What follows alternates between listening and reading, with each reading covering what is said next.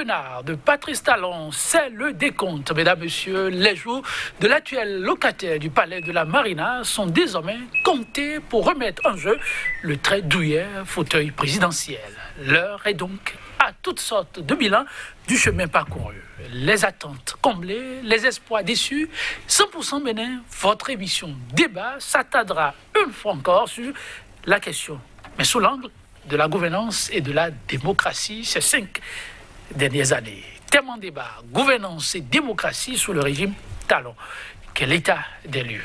L'instant débat, tout de suite et maintenant avec Dr Célestin Alessi Aguissi, béninois de la diaspora. Il est observateur de la vie socio-politique. Dr Célestin Alessi Aguissi, bonjour. Bonjour, merci de m'avoir invité sur ce plateau. Je suis toujours très heureux de vous visiter.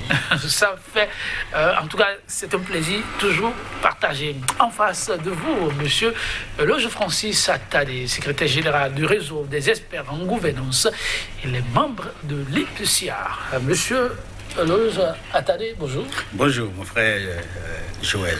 Merci d'être là. Oh ben, je crois que c'est toujours un plaisir de te revoir parce que ton plateau offre l'opportunité aux Béninois d'avoir l'éclairage nécessaire pour pouvoir faire des choix conséquents. J'avoue, nous en sommes très honorés, mais il faut le dire, ce n'est jamais sans vous, chers invités. Donc franchement, merci pour la disponibilité renouvelée. Vous qui vous posez toujours une question, dites-vous qu'il s'agit d'un devoir républicain, votre contribution compte et ces micros restent ouverts pour toute personne, peu importe la tendance. Mesdames, Messieurs, oui, l'heure est au bilan. L'un des leviers sur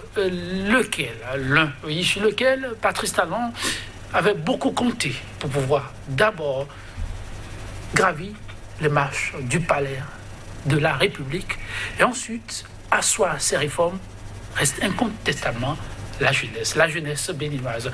Alors, 5 ans pratiquement, oui, après cet exercice combien périlleux, mais aussi, paraît-il, très exaltant, que peut-on dire de l'apport à cette jeunesse? Quelle aurait été sa place dans la marche quotidiennement effectuée? Je vais me retourner d'abord vers vous, monsieur Francis Attadé. Quand vous observez un peu le parcours de cette jeunesse qui aura tant donné, qui aura aussi beaucoup demandé, quel bilan avez-vous envie de faire? Je crois que j'ai été très heureux que vous ayez choisi cette thématique qui est une problématique d'actualité parce que vous savez que les politiques, pour la plupart du temps, ont souvent utilisé la jeunesse et puis les femmes comme composants essentiels dans l'ossature de leur discours. Et vous avez su que pendant longtemps, la jeunesse a été instrumentalisée. Et on a souvent dit que c'est le fer de lance. Alors à toutes les sources politiciennes presque, on a cité la jeunesse. Et au bout du rôle, les jeunes se sont rendus compte qu'ils ont été biaisés, blasés. Mais je crois depuis 2016, avec l'avènement du gouvernement de la rupture, on a noté évidemment que la jeunesse a occupé une place importante. Et au niveau des instances de prise de décision, on a compris qu'il y a eu un déploiement. Donc les jeunes ont commencé par occuper des postes de responsabilité. Et même au niveau du paysage politique, on sent qu'il y a un rajeunissement du paysage politique, ce qui est à l'honneur de la gouvernance du président Patrice Talon. Donc je suis fier, évidemment, de la politique de la jeunesse actuelle telle qu'elle est appliquée et je nourris de grands espoirs que cela se poursuive. Nous devons avoir, en fait, le courage des réformes pour ne pas compromettre les chances de progrès de notre pays. Nous sommes un pays responsable, un pays souverain et nous devons faire des choix conséquents. Un pays souverain, oui, la souveraineté passe par les options de gouvernance, forcément. Oui, docteur Célestin Alessi Aguissi, la politique au niveau de la jeunesse en termes de gouvernance, quel est votre regard? Bien évidemment, j'ai entendu mon vis-à-vis, M. Attadé, vanter les louanges de la gouvernance de ce gouvernement vis-à-vis de la jeunesse. J'ai un peu de peine à dire que nous sommes un pays où la grande majorité des gens sont analphabètes, où le meilleur moyen finalement d'accéder aux bienfaits de la démocratie, c'est d'abord l'éducation, c'est d'abord la santé, d'accord? Et il ne sert à rien de mettre 2 ou 3 jeunes dans les instances de gouvernement pour penser qu'on travaille pour la jeunesse. C'est plutôt la massification du nombre de jeunes qui auront un emploi, la première chose, qui auront accès à la santé. qui auront accès à l'éducation. Il suffit de voir les dernières réformes sur l'éducation qui ont été faites dans notre pays pour se rendre compte que les jeunes, effectivement, les jeunes professeurs, par exemple, sont en colère. Les jeunes de l'informel sont en colère parce que toutes les réformes qui tendent à formaliser le régime de l'informel a jeté beaucoup d'entre eux dans les bras de la pauvreté, déjà qui sont très pauvres. Il faut savoir que la grande majeure partie de la population considérée de jeunes en Afrique. Et quand on fait les statistiques, les ratios de pauvreté, ceux qui sont les plus pauvres, d'abord, c'est les femmes, dans la population générale. Elles sont les plus pauvres. Et en dernier lieu, on voit les jeunes. Et donc, une politique, bien entendu, et je pèse mes mots, il n'est pas juste de dire qu'il n'y a pas une politique vis-à-vis de la jeunesse. D'accord ? Il n'est pas juste de le dire. Ce que je suis en train de dire est suivant. Il y a une politique vis-à-vis d'une certaine catégorie de la jeunesse. C'est ça. Or, la jeunesse, elle ne tient pas en compte une catégorie, elle prend en compte tous les jeunes. Et dans ce sens, oui, il faudrait une plus grande politique incitative, active, agressive vis-à-vis de la jeunesse en général et dans tous les secteurs pour que cette jeunesse puisse se sentir appartenir à la nation.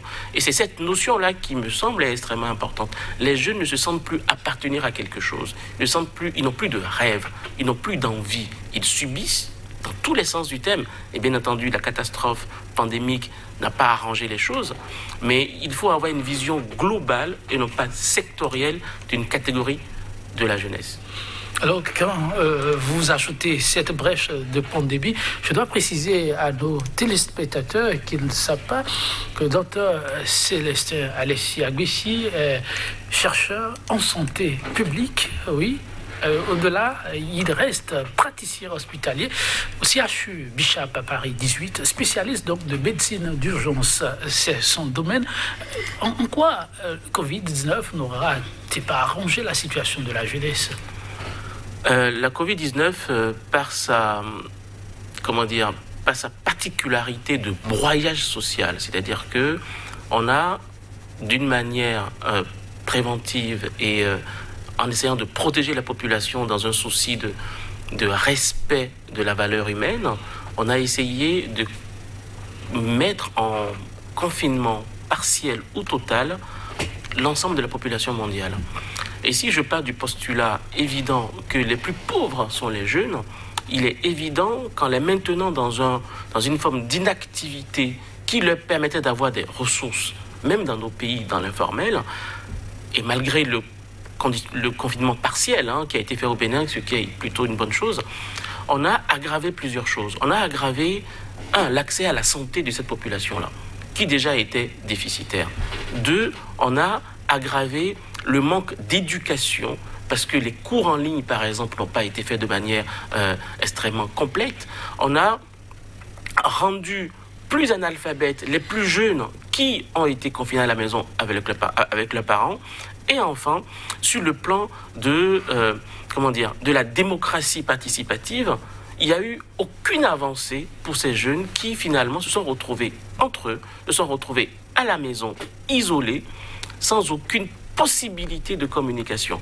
D'autant plus, si on regarde sur Internet, par exemple, et c'est extrêmement intéressant de regarder une catégorie de jeunes qui a manifesté son envie d'aider son pays dans cette pandémie. On prend les leaders d'opinion, on prend tous ceux qui ont travaillé dans les secteurs de la reproduction humaine, par exemple. Une des conséquences pour les jeunes, par exemple, ça a été une explosion, surtout pour les jeunes femmes, une explosion des grossesses non désirées, par exemple. Ah bon ? Absolument. Une explosion des grossesses non désirées en milieu scolaire. Évidente. Ça a été un broyage social avec une violence extraordinaire vis-à-vis des jeunes femmes. Dans le confinement de la maison, du quartier, du village, il y a eu un nombre impressionnant. Docteur, ce qu'on va faire, on y reviendra. On va revenir à l'essentiel de cette jeunesse au niveau de la gouvernance. La question du Covid, ça paraît plutôt très, très intéressant pour mériter un autre plateau. Donc, on le fera avec votre complicité. Alors, le docteur pense qu'il faut une politique plus massive. Et de ce point de vue, le grand nombre parlant de la jeunesse n'aura pas trouvé vraiment son compte. Non, je crois que le docteur a bien fait de reconnaître qu'il y a quand même un travail qui a été fait dans ce sens. je salue évidemment l'honnêteté et la rigueur scientifique qui l'a amené à reconnaître la pertinence et le choix qui ont été faits par le gouvernement. C'est très bien, docteur. Mais il aurait aimé qu'on aille à la massification. Vous savez que nous sommes à peu près 11 millions d'habitants aujourd'hui. Et sur les 11 millions, les statistiques existent à la DGAE. Il y a 46% qui ont entre 0 et 14 ans. Et puis seulement 6,3% ont plus de 60 ans. Donc, le Bénin a une population extrêmement jeune. La directive exécutive du FUNIAP, pour la citer en 2012, lors de la journée internationale dédiée à la jeunesse, disait que le monde a besoin clairement aujourd'hui de l'énergie des jeunes, de leur participation et de leurs compétences. Mais il faut que les jeunes soient suffisamment outillés, formés, pour être qualifiés pour prendre des parts de responsabilité. Par exemple, vous savez qu'au moment où finissait l'agenda 2015, et au moment où les débats sur l'architecture du développement de l'agenda post-2015 se faisaient, les jeunes auraient dû prendre des parts actives, par exemple. Je parle de la jeunesse de façon globale. Alors, quelle a été la responsabilité, quelle a été la part, la contribution des jeunes au niveau national? Là, nous aurons à l'apprécier. Mais je voudrais aussi reconnaître que le docteur a bien fait de dire que le Bénin a eu le mérite de ne pas aller à un confinement total. Il y a des pays, que je ne vais pas citer ici, en Afrique du Sud, il y a beaucoup de pays qui continuent encore de fermer leurs frontières jusqu'en 2021. Préciser, puisque vous avez cité bizarrement l'Afrique du Sud. Ah, oui. L'Afrique du Sud vient officiellement d'ouvrir ses frontières, pour ceux qui ne le savent pas. C'est fait déjà, oui. Alors, le Bénin n'a jamais fermé entièrement ses frontières. Alors, les jeunes, c'est vrai que vous dites qu'il y a eu explosion de grossesse, mais comment est-ce que ce n'est plus les jeunes scolaires puisque les écoles ont été fermées? Oui, comme je disais, le sujet de Covid, on reviendra là-dessus. La question de l'éducation, il a évoqué. Pour un développement dans la durée et l'effectivité, il faut une jeunesse vraiment au fait des données, mais dans la globalité. L'ignorance continuerait de gagner du terrain. De ce point de vue et sur ce plan, pensez-vous qu'il y a effectivement beaucoup à faire? Non, je crois qu'on peut se réjouir des avancées et des choix que nous faisons. Vous savez que l'école institutionnelle ou formelle vient en fait pour polir l'âme et orienter par rapport au diplôme et au parchemin. Et pendant longtemps, les curricula de formation n'ont pas tenu compte évidemment des opportunités que les jeunes peuvent saisir.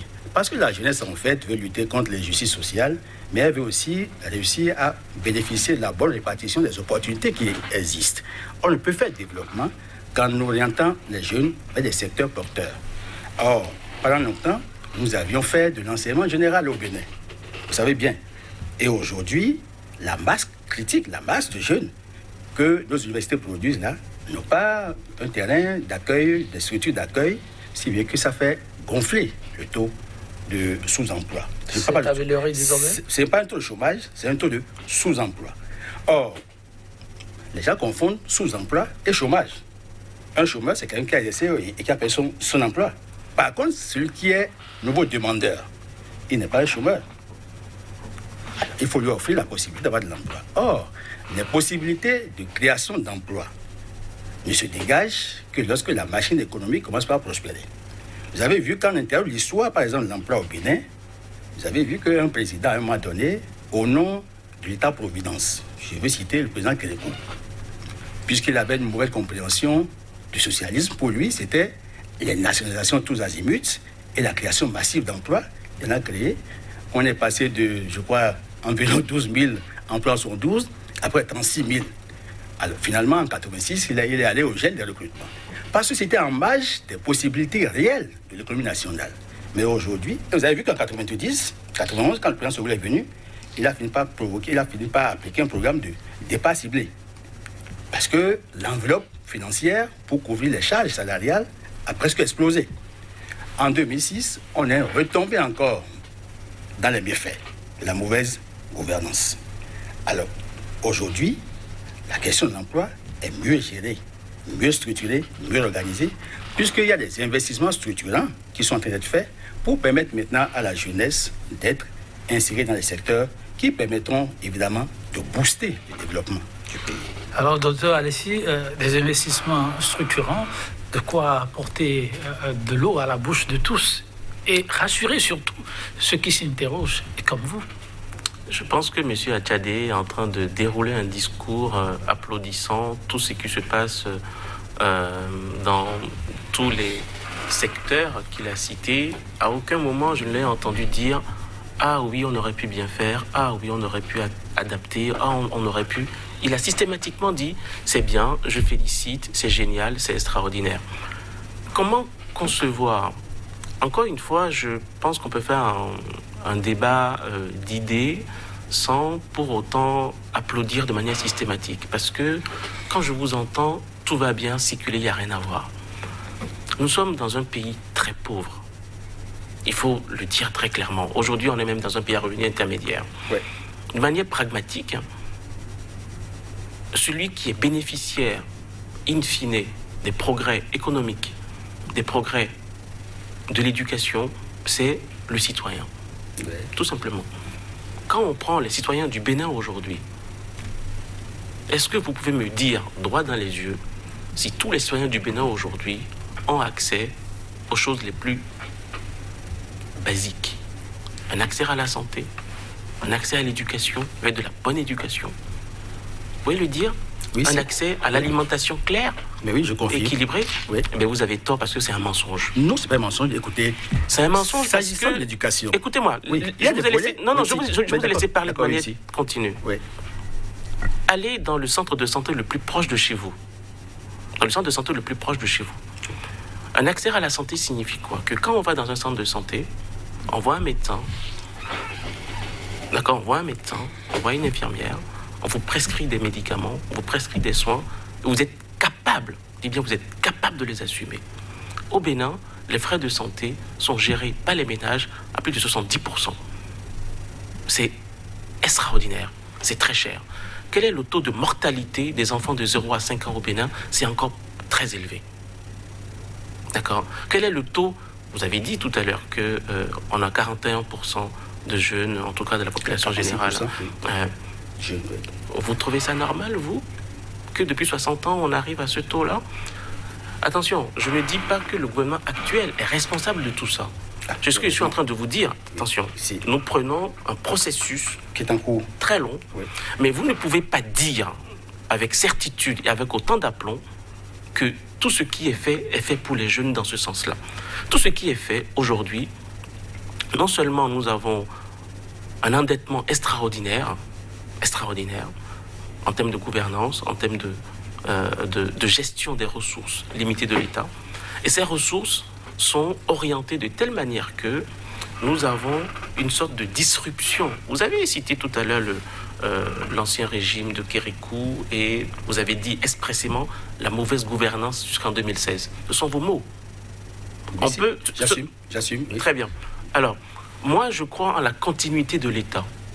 Tout simplement. Je crois que les anciens gouvernants et les nouveaux font un processus de réalisation de la sécurité humaine qui permettent à chaque individu dans l'État d'arriver à vivre normalement, se loger, se soigner, se vêtir et manger dans des conditions normales.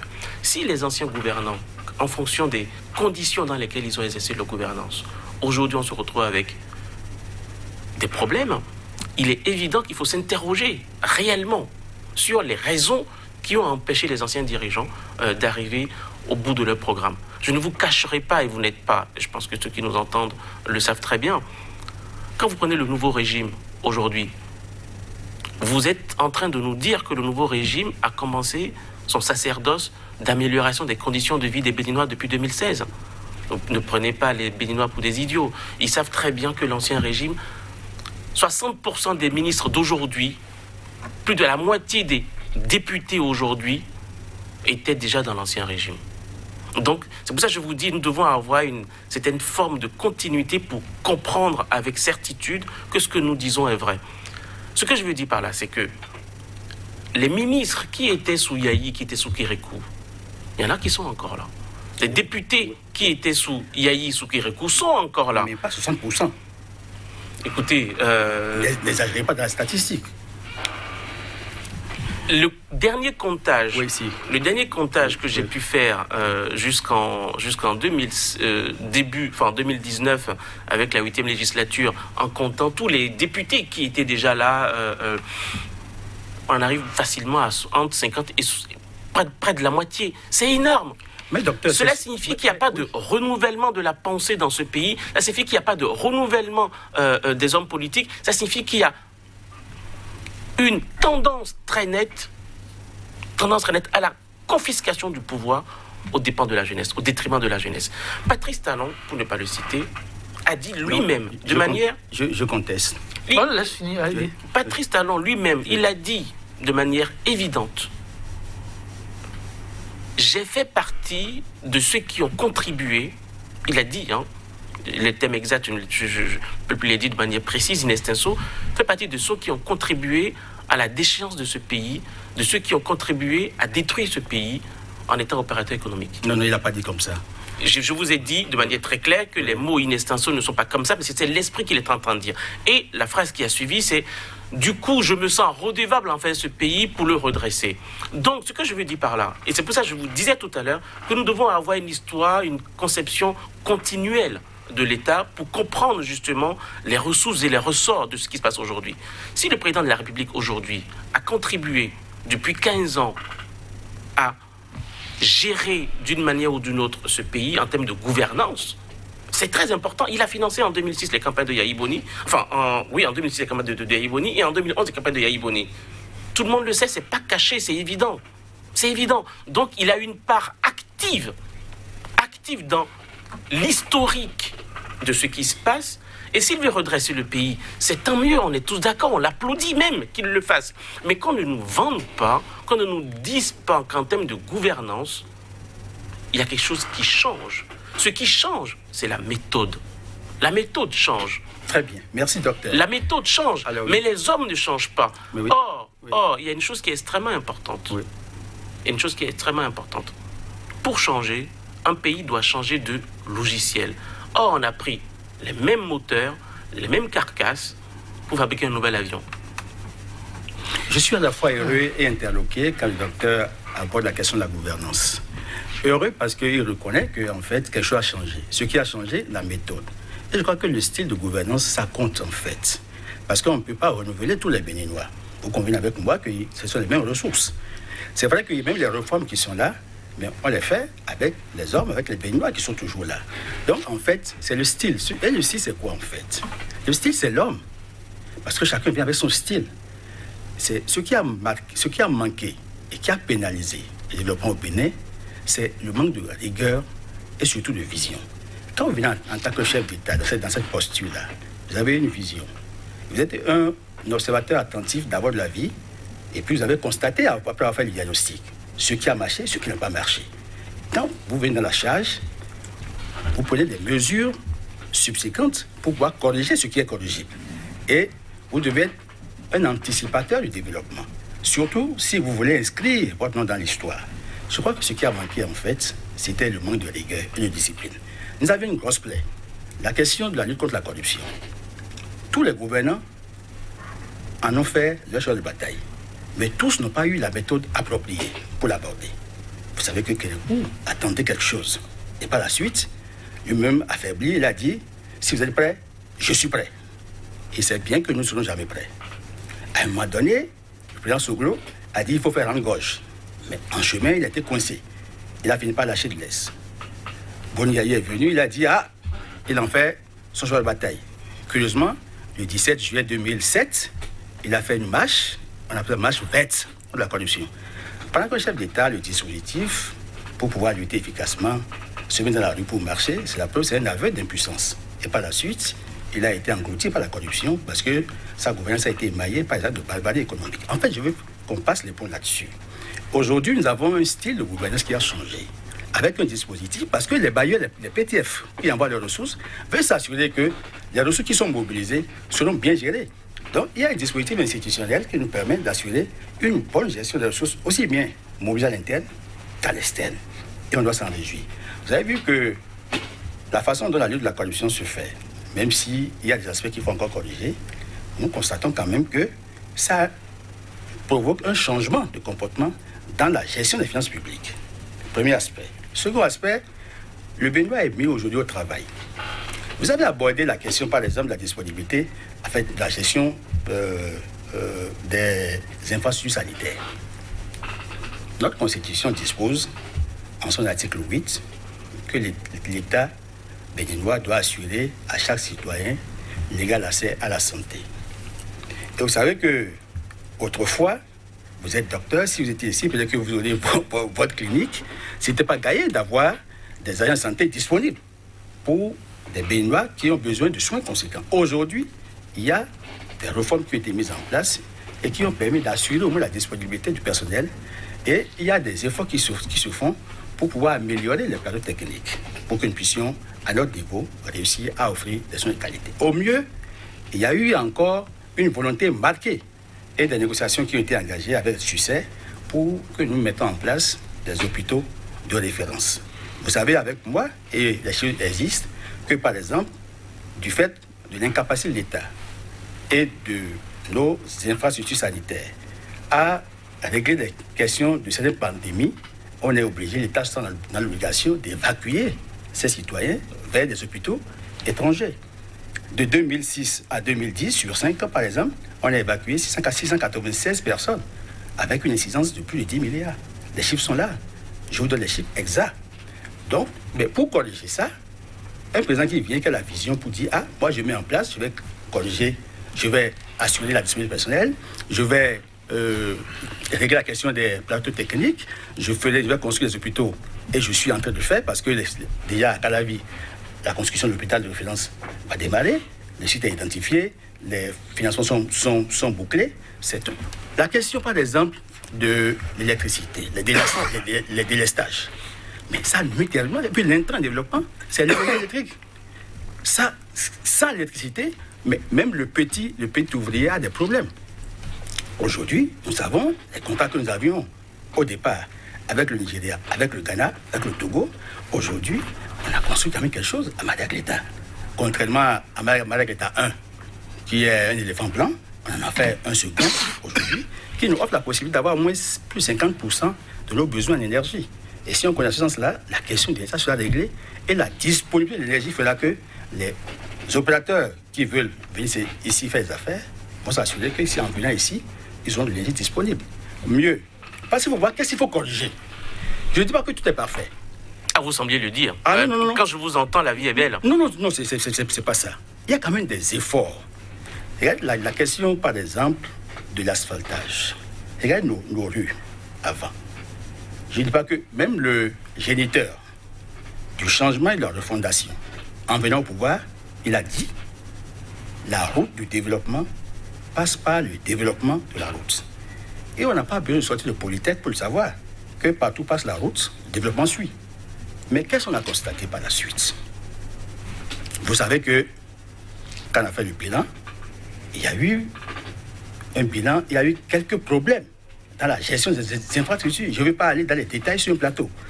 Et au mieux, aujourd'hui, on peut constater qu'il y a eu de gros efforts qui ont été faits. Pratiquement avec la fin du mandat de Boni Yayi. Je ne vais pas faire un bilan et faire des procès à Boni Yayi. Vous êtes en train de le faire. On a signé. À vous entendre. On a signé, par exemple. Docteur. Vous pouvez devenir, par exemple, un jour ministre. Pourquoi pas? Les gens l'ont refusé. Ils le sont aujourd'hui, en France.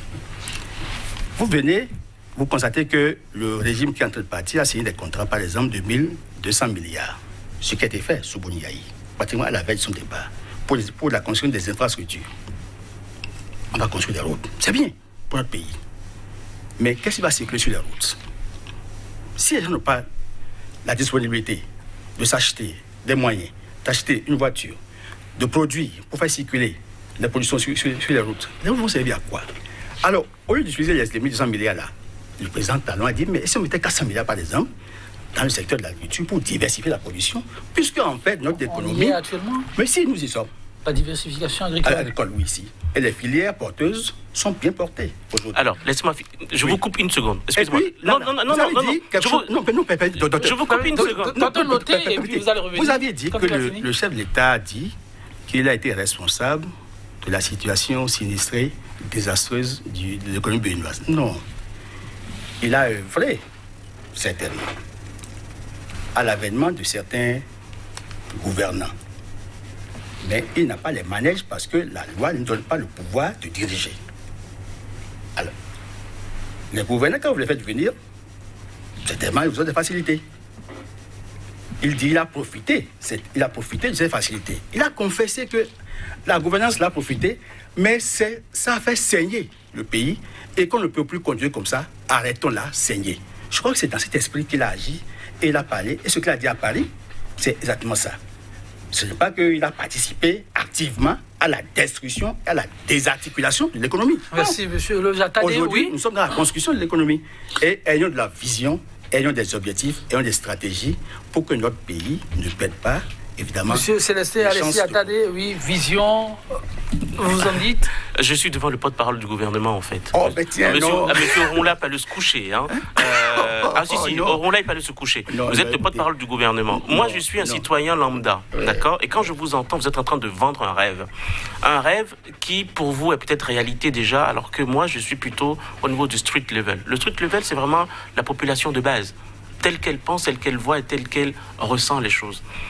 Les chiffres que vous citez, les structures que vous citez, je les ai toutes lues aussi, je les ai toutes vues. Bien sûr. Bien sûr. Mais là, vous vous trompez, c'est quoi? C'est que dans un pays comme le nôtre, nous avons ce qu'on a envie de faire, ce qu'on fait et ce qu'on voit. Il y a une différence entre ce qu'on pense être juste et bon à faire pour les gens et ce que les gens vivent et ce que les gens voient en réalité. Vous parlez, je prends 2 exemples précis que vous avez cités. Vous avez cité, en termes de gouvernance, la mise en place de filières structurantes au niveau de l'agriculture. D'accord? C'est très bien, en effet. Maintenant, c'est quoi le dessous des cartes? Je vais faire une conjonction de 2 choses. La corruption, la lutte contre la corruption et la structuration des filières. Ça peut paraître un peu dispatché, mais en fait, ça revient à la même chose. C'est-à-dire que on a tari les sources de corruption au plus bas niveau, je dis bien au plus bas niveau, au niveau de la police, au niveau des administrations et au niveau des classes intermédiaires, pour une corruption encore beaucoup plus grande. C'est-à-dire quoi? Aujourd'hui, pour corrompre, il faut aller au plus haut niveau pour corrompre. Et ça se vérifie tous les jours. Eh bien, ça se vérifie tous les jours. Comment ça? Non, vous dites des choses là. Comment ça? C'est moi qui pose la question, monsieur Attali. Oui, comment ça? Regardez comment sont passés les marchés aujourd'hui au Bénin. Regardez qui sont les gagnants des marchés au Bénin. Regardez qui sont les gagnants. La filière cotonnière, elle appartient à qui dans ce pays? Elle appartient à un groupe. Regardez la filière anacarde, elle appartient à qui? Elle appartient au même groupe. Regardez la gestion des infrastructures les plus rentables de notre pays. Le port, l'aéroport, elle appartient au même groupe. Cela signifie quoi? Je vous ai laissé parler, d'accord? Elle appartient au même groupe. Cela signifie quoi? Que nous avons une conjonction, un conglomérat de groupes, d'accord, économiques, qui sont en train, et je dis bien, de faire même basse sur le pays. On a, encore une fois, tari les sources de corruption au plus bas niveau pour en faire un État ultra-libéral et qui permet au seul groupe de gagner beaucoup d'argent. Récemment, on a détruit un hôtel, l'hôtel de M. Yerimso, et ça a créé un tollé général, puisque vous parliez des investisseurs. On a créé un précédent majeur, c'est-à-dire on a détruit un investissement en cours qui sans doute a eu des problèmes, c'est possible, c'est fort possible. Et vous êtes en train de demander aux investisseurs étrangers de dire que le climat des affaires au Bénin est assez acceptable et assez bon pour qu'ils viennent investir. Mais vous vous trompez. Vous vous trompez. Qui sont les... Vous avez mis hors d'état de nuire l'un des plus grands investisseurs dans ce pays, Sébastien Adjavon. Il a été mis hors d'état de nuire, hors d'état d'investir au Bénin. Vous avez chassé d'autres investisseurs, Martin Rodriguez. Et vous voulez dire à d'autres investisseurs que, ah oui, les fils même du pays qui ont investi, qui ont fait leur fortune au Bénin, dans le privé, dans le secteur uniquement privé, vous les avez mis dehors, et vous allez demander à d'autres du secteur privé de venir investir alors que vos propres fils, on les a mis dehors. Et en plus, les grands groupes dont je parle aujourd'hui, ils sont dans des secteurs publics ou semi-publics. L'aéroport du Bénin est un aéroport public au départ. Il a été privatisé à moitié, voire complètement. L'hôtel à Cotonou, il a été privatisé. D'accord?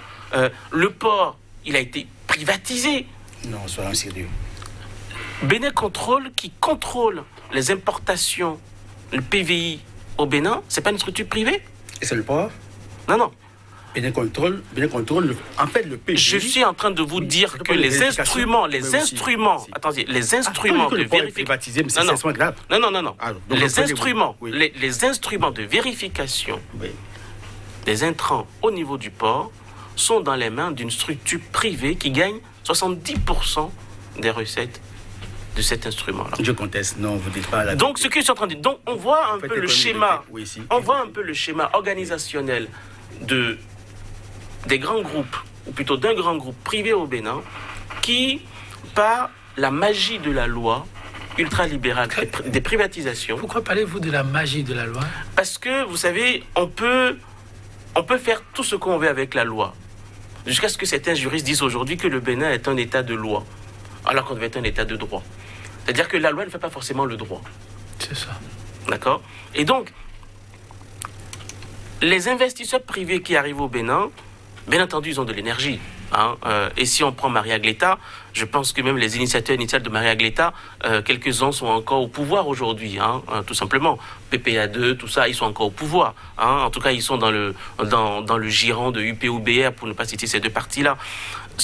Ce qui prouve finalement, ce que je suis en train de dire, c'est qu'il y a des phénomènes de conjonction, de coordination et de convergence qui font que oui, au niveau du peuple, au niveau des administrations intermédiaires, on a allégé le poids de la corruption au niveau du peuple, mais finalement, c'est pour que la masse, finalement, de l'argent qui revient dans le giron d'un même groupe soit beaucoup plus important. Et c'est cela que les gens ne supportent pas, finalement. C'est cela que le peuple ne supporte pas. C'est cela que le bas peuple, le barbaros populum, le vulgus pecum, c'est ça qui ne supporte pas. Il dit, oui, finalement, nous allons travailler. Nous allons travailler. Et d'ailleurs, Zinsou l'a dit. Je pense qu'il a été mal compris, Lionel Zinsou, paradoxalement. Le discours que qu'on appelle ça, l'interview que Lionel Zinsou a donnée à RFI en parlant du travail des Béninois. C'est très important, du travail des Béninois. Il dit que les Béninois travaillent. Ils travaillent. Or, vous êtes déjà allé dans le Nord pour voir la vie des cotonculteurs. Vous êtes allé déjà dans le Nord pour voir le travail que font les cotonculteurs, la destruction des sols avec les pesticides qu'on utilise, le nombre de malades qu'on a dans le Nord, le nombre de maladies qu'il y a chez les cotonculteurs. Vous êtes allé déjà voir. Nous pouvons avoir un pays ultralibéral. Certains le sont. Mais en contrepartie, il faudrait qu'il y ait une plus grande vision de l'individu et de la sécurité humaine, de la sécurité personnelle de ceux qui y vivent. Vision individu de la personne humaine, vous voulez dire que ça manque? Mais très clairement. Vision humaine, l'individu, la personne humaine tout simplement. Je me suis attardé sur cette question. Je crois que j'aime pas... Il n'y a pas de richesse sans homme. Sur cet aspect. Mais oui, si c'est un politicien qui l'a dit. C'est un politicien qui l'a dit. Oui, mais dans les faits aujourd'hui... Je suis heureux que le docteur aborde des aspects qui m'ont intéressé. Je crois que le docteur, je vais souligner quelques notes. Il y a la première intervention porte évidemment sur la question de l'éducation. Je voudrais évidemment noter que, aujourd'hui, nos enfants à l'école sont maintenus. Et là où on a senti que les enfants n'ont pas les moyens de pouvoir survivre, on a institué les cantines scolaires. Il faut quand même reconnaître ça au gouvernement. De deux, je dis aussi qu'au niveau, évidemment, de l'économie, qu'on le veuille ou non, le président Zinsou a fait une intervention qui vient célébrer, évidemment, les performances que nous avons enregistrées depuis là. Si vous connaissez bien comment l'économie a fonctionné, quand on examine la dynamique économique au Bénin, on constate que le Bénin a dépassé le taux de croissance de 5%. Aujourd'hui, il y a des efforts qui sont faits et qui sont salués. Il y a eu plusieurs pôles. Vous parlez du coton. Le coton, à part Kédékou, qui avait réussi sous son régime en 2005, a produit 427 000 tonnes. Bouniaï a passé 10 ans, il n'a pas pu dépasser 235 000 tonnes. Aujourd'hui, nous sommes à 700 000 tonnes et pour cette campagne-là, nous environons 800 000 tonnes. Alors, nous savons que le coton, en fait, c'est l'or blanc et ça qui apporte des devises au Bénin. Le porc, c'est le plus beau fleuron. Vous parlez du PVI. Les programmes de vérification existent depuis.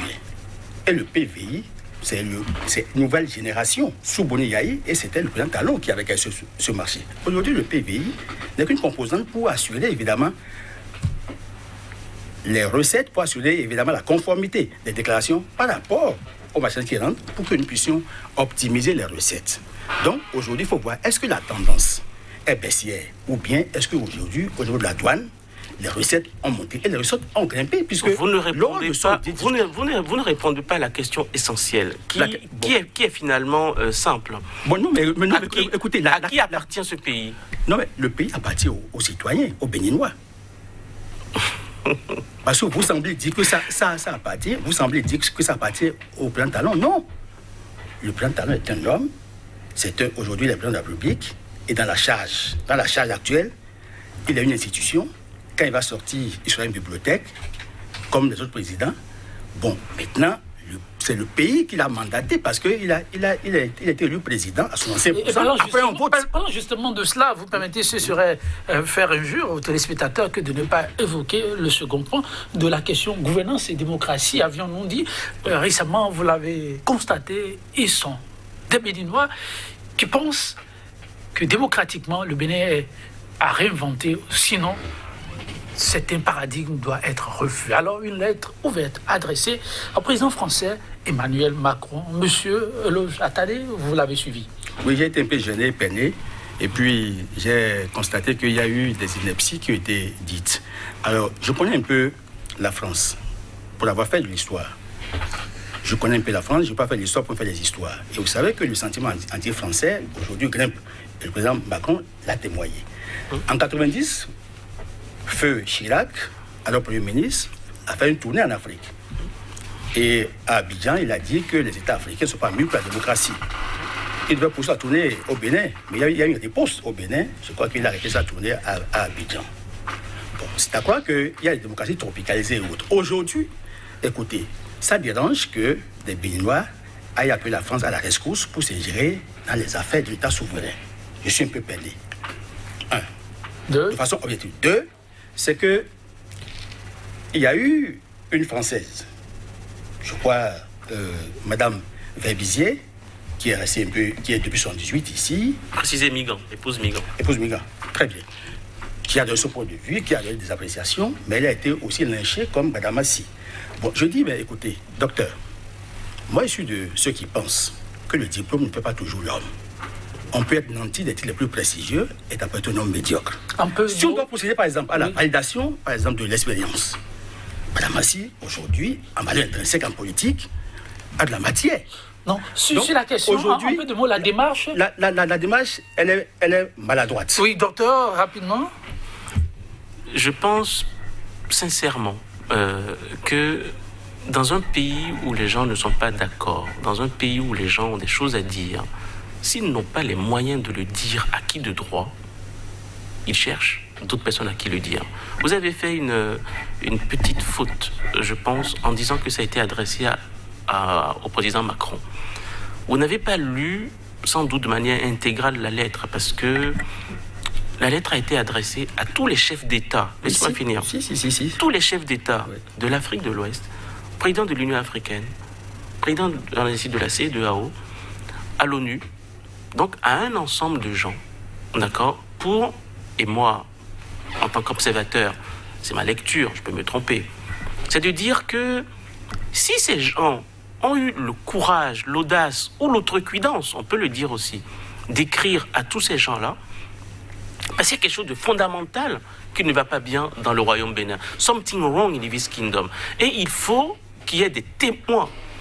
Regardez, le monde entier, 30 secondes, le monde entier nous regarde, le monde entier nous observe. Et si prendre témoin le monde entier vous gêne si tant, ou gêne si tant la gouvernance de notre président de la République, eh bien, maintenant, les gens regardent. Merci à vous, monsieur Alessi Agbissi. Merci également à vous, monsieur Loge Attadé. Chers téléspectateurs, on s'en arrête là. Ça donne envie de suivre encore, n'est-ce pas? On les reverra pour très bientôt. On vous se repasse sur cette citation de Nelson Mandela. L'honneur appartient à ceux qui jamais ne s'éloignent de la vérité, même dans l'obscurité et la difficulté. Prenez soin de vous et à très bientôt.